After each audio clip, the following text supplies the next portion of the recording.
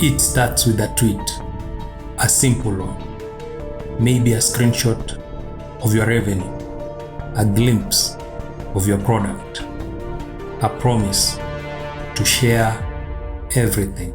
I was sure. Which is, why should I listen to you? So if you're not even willing to get in front of a camera, can you ask your employees to do anything? You know, if you guys are creating online, there's one thing that I think is more important than anything else.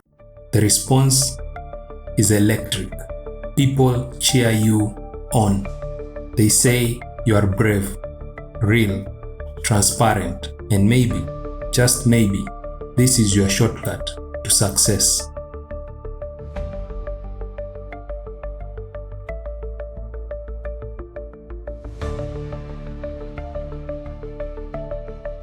But behind the dopamine hits and the cheering crowd is something darker. A pressure you didn't sign up for. A performance you didn't know you were giving. And a truth that almost nobody talks about.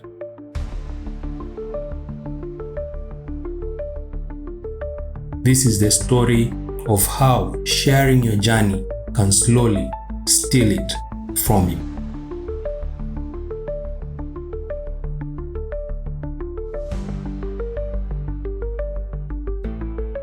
For years, entrepreneurship looked like a black box. You'd see the headlines after the success, but never the steps that got them there. Founders kept things secret. Stealth mode, NDAs, launches behind closed doors. But then, something changed.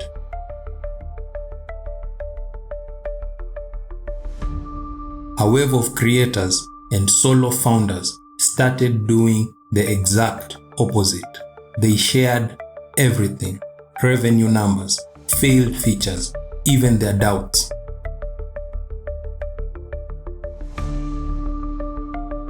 It was radical, it was raw, and it worked. In an internet flooded with faceless brands and polished PR, authenticity became a superpower. For early stage founders with no audience, building in public became the growth hack that money couldn't buy. A way to turn strangers into backers, customers, even superfans.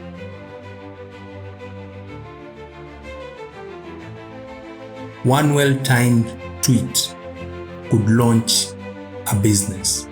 One transparent post could start a movement, and so it spread like wildfire. Because if they could grow by just showing their work, maybe you could too. It was honest, empowering, and for many it felt like freedom. But when you open the door to your journey, you also open it to something else. But something strange happens when your journey becomes content. You are no longer just building a product, you're building expectations. I made almost exclusively very wide content. And those expectations grow louder the more you grow. Suddenly, every decision needs to be justified. Every change feels like a press conference. You start to wonder, am I still in control, or am I just playing a role the audience wants to see?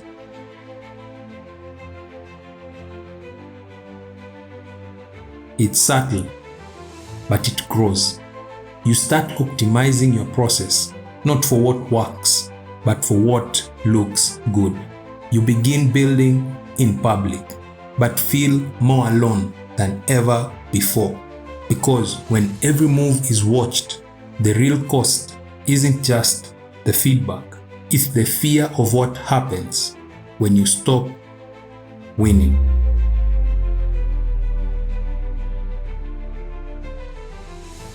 At first, it feels like momentum. You are sharing, you are building, you are winning. But soon, it starts to feel like something else. What began as an opportunity becomes a performance. So you're nervous? Yeah, a little bit. You guys are peers in the space, and it's peers in the space who watch this podcast and this YouTube channel.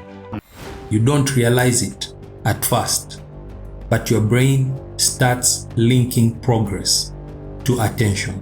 If people aren't watching, it doesn't feel real. If the post flops, maybe you are the flop.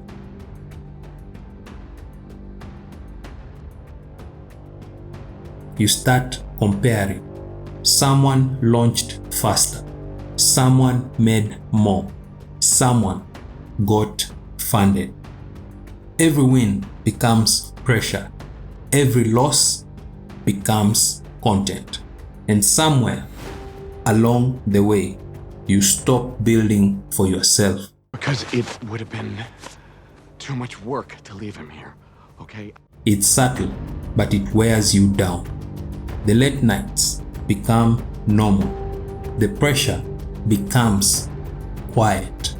And the silence becomes scary. In the past, there's like a emptiness or like a silence. Because if your audience leaves, who's left to witness your progress? This is the invisible tax of building in public, not measured in money, but in peace. In 1791, philosopher Jeremy Bentham proposed an idea: a prison where the inmates never knew when they were being watched. He called it the panopticon. The genius of the design: the guard didn't need to watch everyone. The fear that they might be watching was enough. That's the dark genius of building in public. Nobody's forcing you to share, but the moment you do, you start to feel like you have to.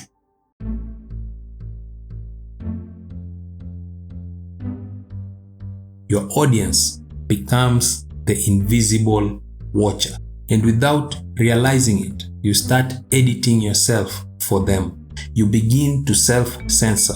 You begin to perform. Not because you're being watched, but because you've trained yourself to watch yourself through their eyes. We are not only watched, we've become our own spectators, curating a life for others while forgetting how to live it ourselves. And this is where it gets dangerous. It's time for you to get out now, okay? Because while you are busy explaining yourself, someone else is just building, quietly, relentlessly, without the need to be perceived. The question isn't whether building in public is good, it's whether it's still you behind the glass. In Greek mythology, there was a boy named Icarus, given wings of wax and feather, told only one thing by his father: don't fly too close to the sun. But just as Icarus flew high on wings of wax, oblivious to his impending doom, the modern Icarus doesn't fall from Olympus. He falls from early virality, from visibility he hasn't earned or can't yet support. Startups rarely die from competition. They die from premature scaling. Visibility is leverage, but when you build in public, you can get that leverage before you've built the muscle to carry it. The audience grows faster than the infrastructure. The pressure builds faster than the process. The identity inflates faster than the actual outcome. And just like Icarus, the fall isn't always because you failed or because I failed. Sometimes it's because you flew too fast, too high, too soon. When you scale perception faster than progress, reality eventually catches up. This isn't a warning against ambition. It's a warning against exposure without stability. The wings look beautiful until the wax melts. Here is the part nobody talks about.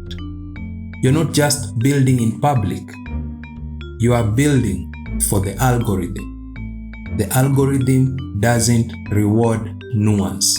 It rewards patterns, predictability, polarization. And soon it trains you not to share what's true, but what performs. We think we use social media, but social media uses us. You start reverse engineering the algorithm, not your product, not your strategy. You. The little line between honesty and performance blurs, not because you lied, but because you edited reality to fit the feed. And just like that, the algorithm doesn't just amplify your voice, it shapes your identity. Because in the chase for reach, you can forget who you are building for in the first place. Building in public was meant to give you freedom. It's all about freedom, man, like this. But the algorithm, it only wants more. So, should you stop building in public? Not necessarily, when it's done with intention. Building in public can be powerful. It can inspire, teach, connect. But it's not just about sharing. It's about why you are sharing. The moment building in public becomes a need for validation, you lose the freedom that made it powerful in the first place. Escape competition through authenticity. But don't confuse audience with purpose. You don't need to build in silence, but you do need silence to build. If you share from a place of clarity, not craving. You are not building in public for applause. You are building in public for impact. So don't stop building in public. I won't. Just stop building for public. Building in public wasn't a problem to start with. Needing to be seen was. We've confused visibility with value, attention with authority, growth with progress. You don't make art to be liked. You make art to be true. The new way to be seen is to stop building for the spotlight and start building from your center. Share when it serves. Teach when it's useful. Speak when it's honest. The people who win long term, they are not chasing attention. They are creating alignment. So, build in public if it helps you build better. But never let the audience become your architect. Because when you stop trying to be unmissable, that's when you finally become unignorable. Watch this video next if you want to learn more about entrepreneurship advice that you shouldn't be listening to.